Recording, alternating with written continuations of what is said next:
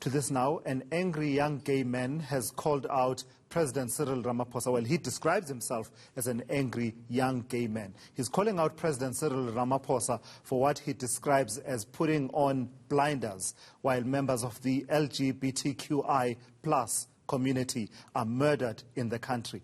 In an open letter, Mpho Buntse, a queer activist and leader of the ANC Women's League's LGBTQI desk, says the horror that's plaguing South Africa can no longer be ignored.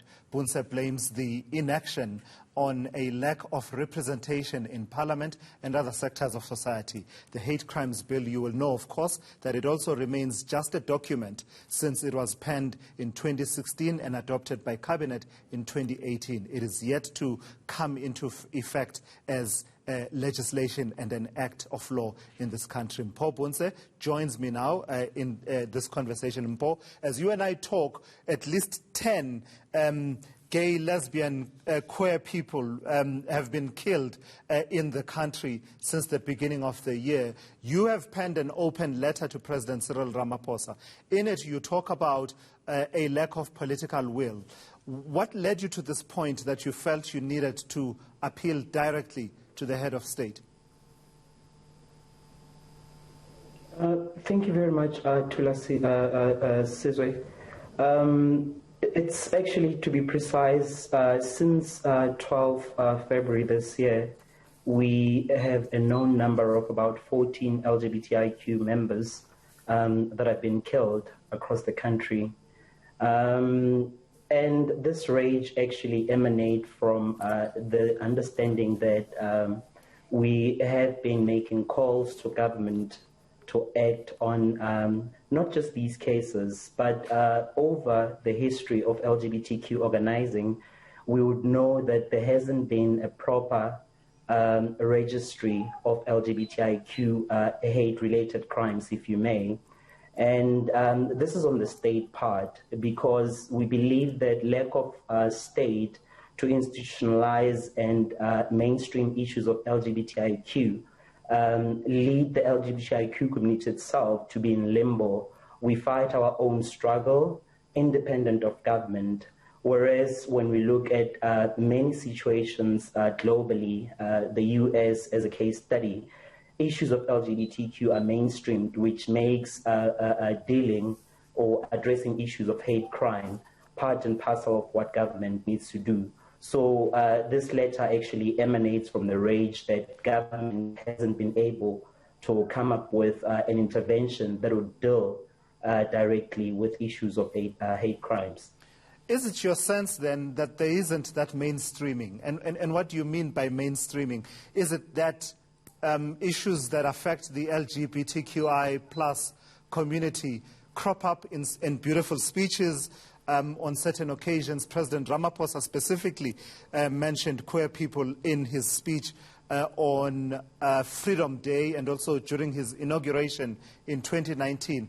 But is it your sense that beyond the speeches, concretely, in terms of policy, nothing is happening?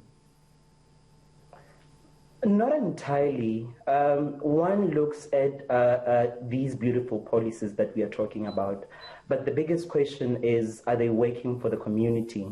Are these beautiful policies protecting the community wherever we are? And the question is no, because in a matter of 5 months, counting about 14 individuals who lost their lives brutally in the hands of hate crimes is really problematic and raises the question to say, are these policies really effective or efficient? But over and above this, we want to question the involvement of law enforcement, the National Prosecuting Authority or judiciary in general, to say, are they really taking these cases serious? Because there's a backlog, honestly, of known cases that have been in courts for many years. This is problematic. So we are saying we need like a complete overhaul of these government policies, because at the helm of it, we are subjected to government policies that are looking at society's problems from a gender binary point of view. understanding that society is composed of men and women, and anything in between that is not recognized. So it's problematic. That's why we are saying we need action, not just policies. Speaking of that, sorry, Mpho. Speaking of that binary lens, through which many in leadership sectors, in various sectors of society, view our country. You mentioned the issue of representativity, and among the ideas you are putting forward for President Cyril Ramaphosa, one is a directorate. What does that look like, and what would a directorate do? But also you talk about lack of representation of the LGBTQI plus community in Parliament, for example. Talk to those two, the directorate and representativity in Parliament, for example. Okay, this has always been an ask from the community to say government needs to take a lead.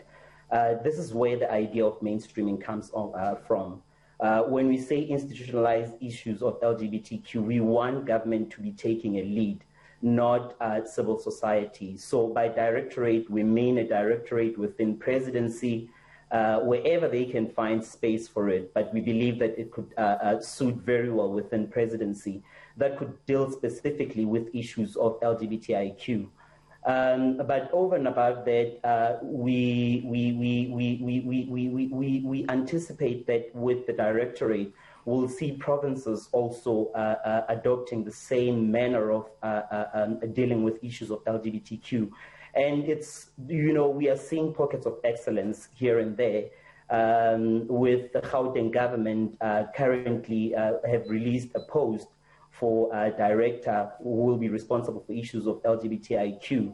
And post this letter as well, I received information from the Department of Justice and Constitutional Development that what we requested initially, that they set up an office or a directorate of that sort, is finalized, and the post was advertised some time ago.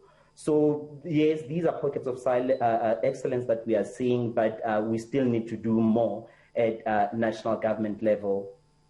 All right, thank you for that, Mpho. Completely out of time. Mpho Buntse is a queer activist and leader of the ANC Women's League's LGBTQI desk. In fact, it's a crucial conversation. It's time we tackle these issues head on. On April 27, President Cyril Ramaphosa mentioning that as a country we must say no to homophobia and all forms of intolerance against members of the LGBTQI plus community, and sending a strong message, he said, that hate crimes will not be tolerated. Yet the hate crimes bill continues to gather dust in Parliament.